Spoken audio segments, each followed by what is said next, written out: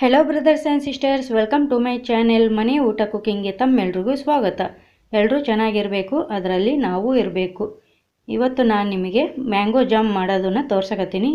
ಇದನ್ನು ನೀವು ಒಂದು ಸಲ ಮಾಡಿ ಇಟ್ಕೊಂಡ್ಬಿಟ್ರೆ ವರ್ಷದುದ್ದಕ್ಕೂ ಇದನ್ನು ಸ್ಟೋರ್ ಮಾಡಿ ಇಟ್ಕೋಬೋದು. ಮತ್ತು ಇದೇ ಮಾವಿನ ಹಣ್ಣಿನ ಜಾಮಿಂದ ಯಾವಾಗ ಬೇಕಂದರೆ ಆವಾಗ ಇನ್ಸ್ಟೆಂಟಾಗಿ ಮ್ಯಾಂಗೋ ಶೀಕರಣೆಯನ್ನು ಕೂಡ ಮಾಡ್ಕೋಬಹುದು. ಸೊ ನೀವು 1ರಿಂದ 2 ರೆಸಿಪಿಯನ್ನು ಮಾಡ್ಕೋಬೋದು. ವರ್ಷದುದ್ದಕ್ಕೂ ಜಾಮ್ ಮತ್ತು ಶೀಕರಣೆ ಎರಡನ್ನೂ ಎಂಜಾಯ್ ಮಾಡ್ಬೋದು ನೀವು. ಮತ್ತು ಇದು ತುಂಬಾ ಟೇಸ್ಟಿಯಾಗಿ ಇರುತ್ತೆ, ಮಾಡೋದು ಕೂಡ ತುಂಬಾ ಸಿಂಪಲ್ ವೇ. ಮತ್ತು ಹಾಗಿದ್ರೆ ಮಧುರವಾಗಿರುವ ಈ ಮ್ಯಾಂಗೋ ಹಣ್ಣಿನ ಜಾಮ್ ಮತ್ತು ಜಾಮಿಂದ ಇನ್ಸ್ಟೆಂಟಾಗಿ ಆಗಿಂದಾಗ ಮಾಡಿಕೊಳ್ಳಬಹುದಾದಂತಹ ಮಾವಿನ ಹಣ್ಣಿನ ಶೀಕರಣೆ ಮಾಡುವ ವಿಧಾನವನ್ನು ಒಂದು ಸಲ ವಿಡಿಯೋ ನೋಡ್ಕೊಂಡು ಬರೋಣ ಬನ್ನಿ. ಈಗಿಲ್ಲಿ ನಾನು ಒಂದು 6 ಮಾವಿನ ಹಣ್ಣನ್ನು 3 ದೊಡ್ಡ ಸೈಜು ಮತ್ತು 3 ಚಿಕ್ಕ ಸೈಜು ಮಾವಿನ ಹಣ್ಣು, ರಸಪುರಿ ಮಾವಿನ ಹಣ್ಣು ಅಂತಾರೆ. ಅವು ಆರೆಂಜ್ ಕಲರಲ್ಲಿ ಸ್ವೀಟಾಗಿ ತುಂಬಾ ಚೆನ್ನಾಗಿರ್ತವೆ. ಮತ್ತು ಇವು ದೊಡ್ಡ ಸೈಜು, ಇವೂ ಚೆನ್ನಾಗಿರ್ತವೆ. ಇವು ಯೆಲ್ಲೋ ಕಲರಲ್ಲಿದೆ.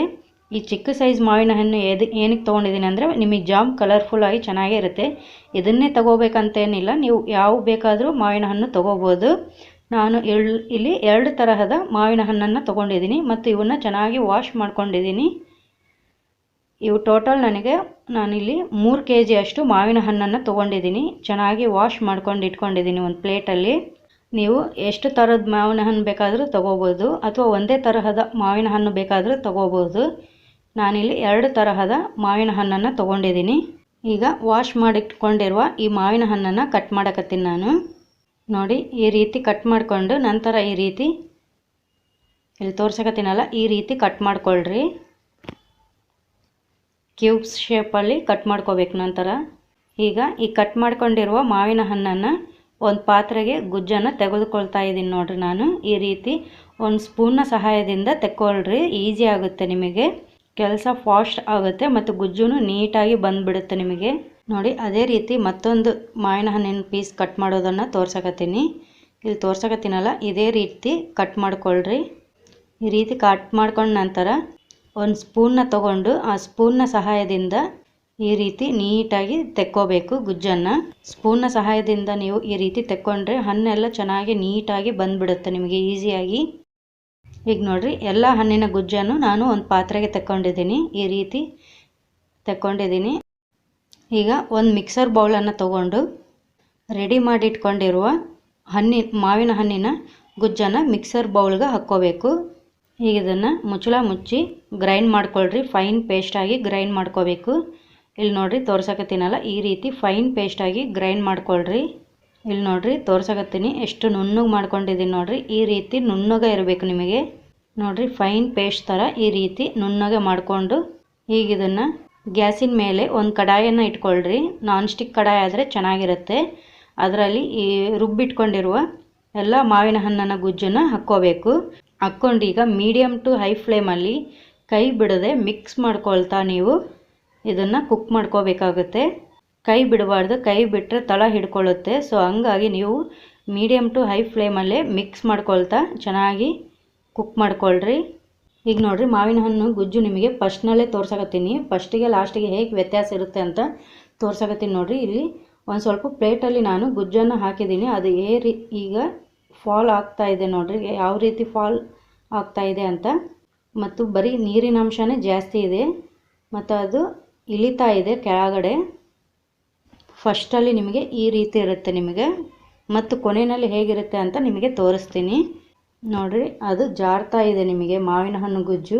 ಈಗ ನೋಡಿರಿ, ಮಾವಿನ ಹಣ್ಣು ಗುಜ್ಜು ಕುದಿ ಬಂದಿದೆ. ಇದು ನಿಮಗೆ ಸಿಡಿತಾ ಇರುತ್ತೆ. ಸೊ ಪ್ಲೇಟ್ನ ನಿಮ್ಮ ಕಡೆಗೆ ಒಂದು ಪ್ಲೇಟ್ನ ಅಡ್ಡ ಇಟ್ಕೊಂಡು ಮೀಡಿಯಮ್ ಟು ಹೈ ಫ್ಲೇಮಲ್ಲಿ ಮಿಕ್ಸ್ ಮಾಡ್ಕೊಳ್ತಾ, ಕೈ ಬಿಡದೆ ಮಿಕ್ಸ್ ಮಾಡ್ಕೊಳ್ತಾ ಕುಕ್ ಮಾಡ್ಕೋಬೇಕು ನೀವು. ಇದೇ ರೀತಿ ನಾನು ಒಂದು 10ರಿಂದ 15 ನಿಮಿಷಗಳ ಕಾಲ ಕುಕ್ ಮಾಡ್ಕೊಂಡಿದ್ದೀನಿ ಮೀಡಿಯಮ್ ಟು ಹೈ ಫ್ಲೇಮಲ್ಲಿ. ಈಗ ಇದಕ್ಕೆ ನಾನು 1.5 ಕಪ್ ಅಷ್ಟು ಸಕ್ಕರೆಯನ್ನು ಹಾಕ್ತಾಯಿದ್ದೀನಿ. ನೀವು ನಿಮ್ಮ ಸ್ವೀಟಿಗೆ ತಕ್ಕಂತೆ ಹೆಚ್ಚು ಕಮ್ಮಿ ನೋಡಿಕೊಂಡು ಹಾಕ್ಕೊಳ್ರಿ. ಸ್ವಲ್ಪ ಜನ ಜಾಸ್ತಿ ಸ್ವೀಟ್ ತಿಂತಾರೆ, ಅಂಥವ್ರು ಒಂದು ಸ್ವಲ್ಪ ಜಾಸ್ತಿ ಹಾಕ್ಕೊಳ್ರಿ. ಕಮ್ಮಿ ತಿನ್ನೋರು ಸ್ವಲ್ಪ ಕಮ್ಮಿ ಹಾಕ್ಕೊಳ್ರಿ. ನಾನಿಲ್ಲಿ 1.5 ಕಪ್ ಅಷ್ಟು ಹಾಕ್ಕೊಂಡಿದ್ದೀನಿ. ನೀವು ಒಂದು ಸಲ ಸಕ್ಕರೆ ಹಾಕ್ಕೊಂಡ ನಂತರ ಒಂದು ಸ್ವಲ್ಪ ಚೆನ್ನಾಗಿ ಮಿಕ್ಸ್ ಮಾಡಿಕೊಂಡು ಆ ಸಕ್ಕರೆ ಕರಗಿದ ನಂತರ ಒಂದು ಸಲ ಟೇಸ್ಟ್ ನೋಡಿರಿ. ನಿಮಗೆ ಇನ್ನೂ ಸ್ವಲ್ಪ ಸಕ್ಕರೆ ಬೇಕಂದರೆ ಇನ್ನೂ ಸ್ವಲ್ಪ ಸಕ್ಕರೆಯನ್ನು ಆ್ಯಡ್ ಮಾಡ್ಕೊಳ್ರಿ. ನಿಮ್ಮ ಟೇಸ್ಟಿಗೆ ತಕ್ಕಂತೆ ನೋಡಿಕೊಂಡು ಆ್ಯಡ್ ಮಾಡ್ಕೊಳ್ರಿ. ಈಗ ಇದನ್ನು ಮಿಕ್ಸ್ ಮಾಡ್ಕೊಳ್ತಾ ಮತ್ತೊಂದು ಸ್ವಲ್ಪ ಹೊತ್ತು ಇದು ಗಟ್ಟಿ ಆಗೋ ತನಕ ಮಿಕ್ಸ್ ಮಾಡ್ಕೊಳ್ತಾ ಕುಕ್ ಮಾಡ್ಕೋಬೇಕು. ನನಗೆ ಟೋಟಲ್ ಒಂದು 30ರಿಂದ 40 ನಿಮಿಷಗಳ ಕಾಲ ಟೈಮ್ ಹಿಡಿದಿದೆ. ಮೀಡಿಯಮ್ ಟು ಹೈ ಫ್ಲೇಮಲ್ಲಿ. ಲೋ ಫ್ಲೇಮಲ್ಲಿ ಮಾಡೋರಿಗೆ ಒಂದು 50 to 60 ಮಿನಿಟ್ಸ್ ಟೈಮ್ ಹಿಡಿಯುತ್ತೆ. ಇದನ್ನು ಕೈ ಬಿಡದೆ ಮಿಕ್ಸ್ ಮಾಡ್ಕೊಳ್ತಾನೆ ಇರಬೇಕು. ಕೈ ಬಿಟ್ಟರೆ ನೀವು ತಳ ಹಿಡಿಯುತ್ತೆ. ಈಗ ಇದು ನನಗೆ ರೆಡಿಯಾಗಿದೆ, ಗಟ್ಟಿ ಆಗಿದೆ ಇದು. ಈಗ ಇದಕ್ಕೆ ನಾನು 1.5 ಟೀ ಸ್ಪೂನಷ್ಟು ನಿಂಬೆ ರಸವನ್ನು ಹಾಕ್ತಾಯಿದ್ದೀನಿ.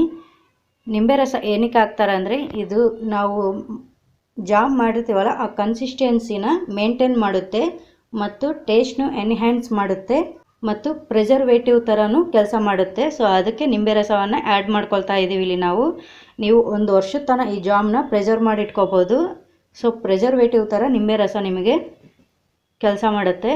ಈಗ ಇದನ್ನು ಚೆನ್ನಾಗಿ ಮತ್ತೊಂದು ಸಲ ಚೆನ್ನಾಗಿ ಮಿಕ್ಸ್ ಮಾಡ್ಕೊಳ್ಳೋಣ. ಈಗ ಈ ಜಾಮ್ನ ಕನ್ಸಿಸ್ಟೆನ್ಸಿನ ಒಂದು ಸಲ ಚೆಕ್ ಮಾಡ್ತಾ ಇದ್ದೀನಿ ನೋಡಿರಿ, ನಿಮಗೆ ತೋರ್ಸಕತ್ತೀನಿ. ಈಗ ಮೊದಲಿಗೆ ನಾನು ನಿಮಗೆ ತೋರಿಸಿದ್ನೆಲ್ಲ ಮಾವಿನ ಹಣ್ಣು ಗುಜ್ಜು ಹಾಕಿದವಾಗ ನಿಮಗೆ ಯಾವ ಥರ ಇಳಿತಿತ್ತದು ಅಂತ.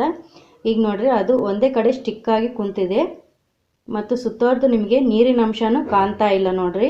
ಪ್ಲೇಟಲ್ಲಿ ನಾನು ಇಲ್ಜಾರ್ ಮುಖವಾಗಿ ಪ್ಲೇಟನ್ನು ಇಟ್ಟಿದ್ದೀನಿ ನೋಡಿರಿ, ಅದು ಒಂದೇ ಕಡೆ ಸ್ಟಿಕ್ ಆಗಿದೆ ನೋಡಿರಿ. ಈ ರೀತಿ ನಿಮಗೆ ರೆಡಿ ಆಗಬೇಕು. ಅಲ್ಲಿ ತನಕ ನೀವು ಮೀಡಿಯಮ್ ಟು ಹೈ ಫ್ಲೇಮಲ್ಲಿ ಕುಕ್ ಮಾಡ್ಕೊಳ್ತಾನೆ ಇರಬೇಕು, ಮಿಕ್ಸ್ ಮಾಡ್ಕೊಳ್ತಾ. ಈಗ ನನಗೆ ಮಾವಿನ ಹಣ್ಣಿನ ಜಾಮ್ ರೆಡಿಯಾಗಿದೆ ನೋಡಿರಿ. ಕಾಣಕತ್ತಲ್ಲ ನಿಮಗೆ ಯಾವ ರೀತಿ ಸ್ಟಿಕ್ ಆಗಿದೆ ಅಂತ. ಈ ರೀತಿ ಒಂದೇ ಕಡೆ ನಿಮಗೆ ಆ ಜಾಮ್ ಸ್ಟಿಕ್ ಆಗಿರಬೇಕು ಮತ್ತು ಸುತ್ತವರೆದು ನಿಮಗೆ ನೀರಿನ ಅಂಶನೂ ಕಾಣಬಾರ್ದು.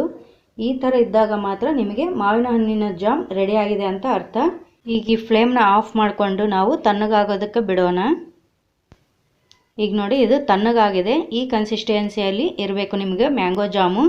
ಈಗ ಇದನ್ನು ಸ್ಟೆರಿಲೈಸ್ ಮಾಡಿದ ಗಾಜಿನ ಸೀಸಾದಲ್ಲಿ ಪ್ರಿಸರ್ವ್ ಮಾಡಿ ಫ್ರಿಜ್ಜಲ್ಲಿ ಇಟ್ಕೊಳ್ರಿ ನೀವು. ಇದು ವರ್ಷದುದ್ದಕ್ಕೂ ನೀವು ಪ್ರಿಸರ್ವ್ ಮಾಡಿ ಇಟ್ಕೋಬೋದು ಫ್ರಿಜ್ಜಲ್ಲಿ. 1 ವರ್ಷದುದ್ದಕ್ಕೂ ನೀವು ಇದನ್ನು ಎಂಜಾಯ್ ಮಾಡ್ಬೋದು. ಈ ಮ್ಯಾಂಗೋ ಜಾಮ್ನ ನೀವು ಬ್ರೆಡ್ಡಲ್ಲಿ ಅಥವಾ ಚಪಾತಿ, ದೋಸೆ, ಪೂರಿ ಯಾವುದರಲ್ಲಿ ಬೇಕಾದರೂ ಎಂಜಾಯ್ ಮಾಡ್ಬೋದು. ನಾನು ಇದನ್ನು ತೋರ್ಸಕತ್ತೀನಿ ನೋಡಿರಿ, ಬ್ರೆಡ್ಗೆ ಹಚ್ಚಕತ್ತೀನಿ ಇಲ್ಲಿ. ಇದರ ಕನ್ಸಿಸ್ಟೆನ್ಸಿ ತುಂಬಾ ಚೆನ್ನಾಗಿ ಬಂದಿದೆ, ಟೇಸ್ಟೂ ಸಖತ್ತಾಗಿದೆ. ಒಂದು ಸಲ ಟ್ರೈ ಮಾಡಿ ನೀವು ನೋಡಿ ಎಷ್ಟು ಚೆನ್ನಾಗಿ ಬಂದಿದೆ ಅಂತ. ಇದನ್ನು ನೀವು ಏರ್ಟೈಟ್ ಕಂಟೈನರ್ನಲ್ಲಿ 1 ವರ್ಷ ತನಕ ಪ್ರಿಸರ್ವ್ ಮಾಡಿ ಫ್ರಿಜ್ಜಲ್ಲಿ ಇಟ್ಕೊಳ್ರಿ. ಯಾವಾಗ ಬೇಕಂದ್ರೆ ಆವಾಗ ಎಂಜಾಯ್ ಮಾಡಿ. ಈಗ ನೋಡಿರಿ ಇದು ಮಾವಿನ ಹಣ್ಣಿನ ಜಾಮು ನಾನು ಮಾಡಿ ಇದು 1 ತಿಂಗಳಾಗಿದೆ.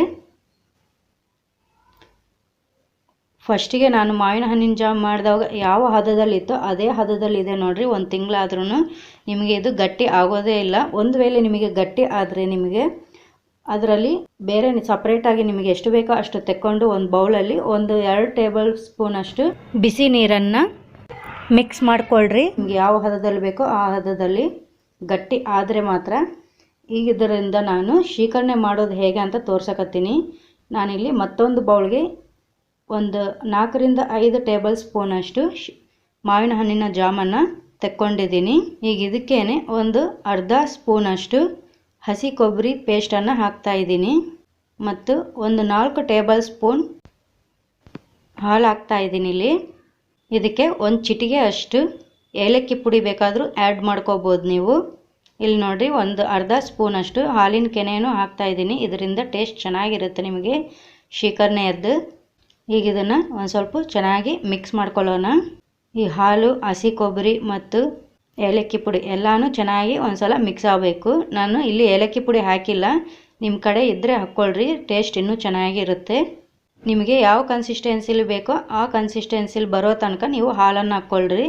ಹಾಲು ಕಾಸಿ ತಣ್ಣಗಾಗಿರಬೇಕು. ಅದು ನಿಮಗೆ ರೂಮ್ ಟೆಂಪರೇಚರಲ್ಲಿ ಇರುವ ಹಾಲನ್ನು ಹಾಕ್ಕೊಳ್ರಿ. ಹಾಲು ಇಷ್ಟೇ ಹಾಕ್ಕೋಬೇಕಂತೇನಿಲ್ಲ, ನಿಮಗೆ ಶೀಕರಣೆ ಯಾವ ಹದದಲ್ಲಿ ಬೇಕೋ ಆ ಹದದಲ್ಲಿ ನೀವು ಹಾಲನ್ನು ಹಾಕ್ಕೊಂಡು ಮಿಕ್ಸ್ ಮಾಡ್ಕೊಳ್ರಿ ಚೆನ್ನಾಗಿ. ಇಲ್ಲಿ ನೋಡಿರಿ ನಾನು ರೆಡಿ ಮಾಡಿದ್ದೀನಿ. ಇಲ್ಲಿ ನನಗೆ ಇದೇ ಥಿಕ್ನೆಸ್ ಇರಬೇಕು. ಸೊ ಅದಕ್ಕೆ ಇಷ್ಟೇ ಹಾಲನ್ನು ಹಾಕ್ಕೊಂಡು ಚೆನ್ನಾಗಿ ಮಿಕ್ಸ್ ಮಾಡ್ಕೊಂಡಿದ್ದೀನಿ. ನಿಮಗೆ ಇನ್ನೂ ಸ್ವಲ್ಪ ನೀರಿಗೆ ಬೇಕಂದರೆ ಮತ್ತೊಂದು 2 ಸ್ಪೂನಷ್ಟು ಹಾಲನ್ನು ಹಾಕ್ಕೊಂಡು ಮಿಕ್ಸ್ ಮಾಡ್ಕೊಳ್ರಿ. ನೋಡಿ ಈಗ ಮ್ಯಾಂಗೋ ಹಣ್ಣಿನ ಜಾಮು ಮತ್ತು ಶೀಕರಣೆ ನೀವು ವರ್ಷದುದ್ದಕ್ಕೂ ಎಂಜಾಯ್ ಮಾಡ್ಬೋದು. ಒಂದು ಸಲ ಮಾಡಿಟ್ಕೊಂಡ್ರೆ ಸಾಕು. ನೀವು ವರ್ಷದುದ್ದಕ್ಕೂ ಯಾವಾಗ ಬೇಕಂದ್ರೆ ಆವಾಗ ಜಾಮ್ನು ತಿನ್ಬೋದು ಮತ್ತು ಮಾವಿನ ಹಣ್ಣಿನ ಶೇಖರಣೆ ಮಾಡಿಕೊಂಡು ಎಂಜಾಯ್ ಮಾಡ್ಬೋದು. ಈ ಮಾವಿನ ಹಣ್ಣಿನ ಶೇಖರಣೆಯನ್ನು ಚಪಾತಿ, ಪೂರಿ, ದೋಸೆ, ಬ್ರೆಡ್ಡಲ್ಲಿ ಬೇಕಾದರೂ ಹಚ್ಕೊಂಡು ತಿನ್ಬೋದು. ತುಂಬಾ ಚೆನ್ನಾಗಿರುತ್ತೆ. ಟೇಸ್ಟ್ ಅಂತೂ ತುಂಬಾ ಚೆನ್ನಾಗಿರುತ್ತೆ. ನಾವು ಇದರಲ್ಲಿ ನಿಂಬೆಹಣ್ಣು ಹಾಕಿರೋದ್ರಿಂದ ಟೇಸ್ಟ್ ಇನ್ನೂ ಹೆಚ್ಚಾಗಿರುತ್ತೆ. ಒಂದ್ಸಲ ನೀವು ಇದನ್ನು ಟ್ರೈ ಮಾಡಿ ಹೇಗಾಗಿದೆ ಅಂತ ನನಗೆ ಕಮೆಂಟ್ನಲ್ಲಿ ತಿಳಿಸಿ. ಈ ವಿಡಿಯೋ ನಿಮಗೆ ಇಷ್ಟ ಆಗಿದೆ ಅಂತ ನಾನು ಅಂದ್ಕೊಳ್ತೀನಿ. ಸೊ ಪ್ಲೀಸ್ ಲೈಕ್ ಮಾಡಿ, ಶೇರ್ ಮಾಡಿ, ಸಬ್ಸ್ಕ್ರೈಬ್ ಮಾಡಿ, ಪಕ್ಕದಲ್ಲಿ ಬರೋ ಬೆಲ್ ಬಟನ್ನ ಕ್ಲಿಕ್ ಮಾಡೋದನ್ನು ಮರಿಲೇಬೇಡಿ. Thanks for watching.